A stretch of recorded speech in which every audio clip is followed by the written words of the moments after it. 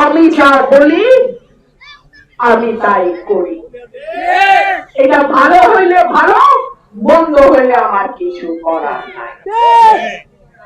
আপনারা যদি আমার পাশে থাকেন, ইনশাআল্লাহ মার্কা যাই হোক, নির্বাচন করব আমি সরাইল এবং আশুগঞ্জ থেকে। আগামী যে জাতীয় নির্বাচন ফেব্রুয়ারিতে হবে, সরকার বলছে বাংলাদেশের ইতিহাসে সবচেয়ে ভালো নির্বাচন নাকি 2026-এ সরকার উপহার দেবে। আমরাও এই কথায় বিশ্বাস রাখতে চাই, আমরাও সরকারের কথায় আস্থা রাখতে চাই।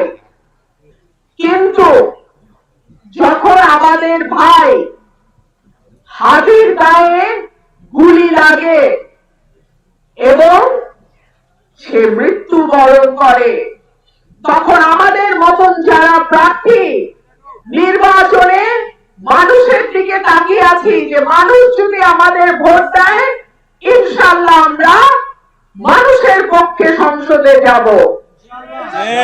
আমাদের মধ্যেও কিন্তু ভয় তৈরি হয়, আর মনোবল হতে হয় স্পাদ্রিত। জেরুজালেম 25 বছরের পথ চলায় নিরাপদে রাখার প্রত্যয়ে।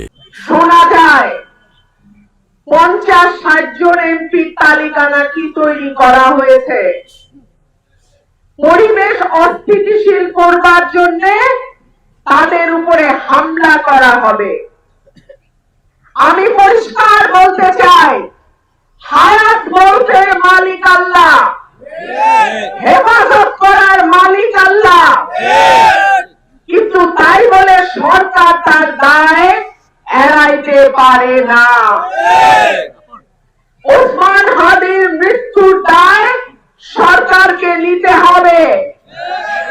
বাংলাদেশে আইন শৃঙ্খলা পরিস্থিতি, বিশেষ করে ঢাকা শহরে আইন শৃঙ্খলা পরিস্থিতির যে অবনতি হয়েছে, সেই দায় এই সরকারকে নিতে হবে।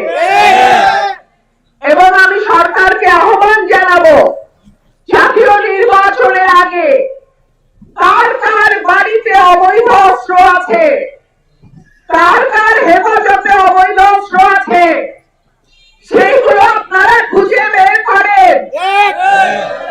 আপনাদের পুলিশ আছে, প্রশাসন আছে, আইন শৃঙ্খলা রক্ষাকারী বাহিনী আছে।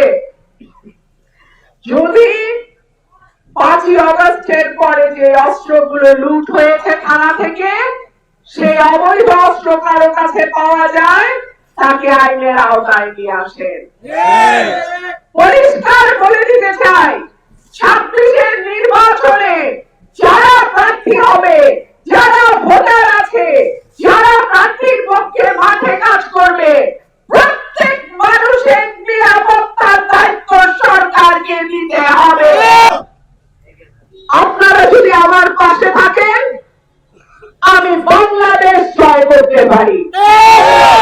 আপনারা যদি আমার পাশে থাকেন, আমি সরাইল আশুগঞ্জকে একটা নতুন রূপ দিতে পারি। আপনারা যদি আমার পাশে থাকেন, আমার বাবার যে অপূর্ণ স্বপ্ন, 1973 সালে তিনি আপনাদের মাটি থেকে বিজয়ী হয়েছিলেন, তার যে অপূর্ণ স্বপ্ন, সেই স্বপ্ন পূরণে বাকি জীবন আমি আপনাদের পাশে থেকে কাজ করব। আমার প্রিয় ভাই ও বোনেরা, আমি যা বলি আমি তাই করি। এটা ভালো হইলে ভালো, মন্দ হইলে আমার কিছু করার নাই।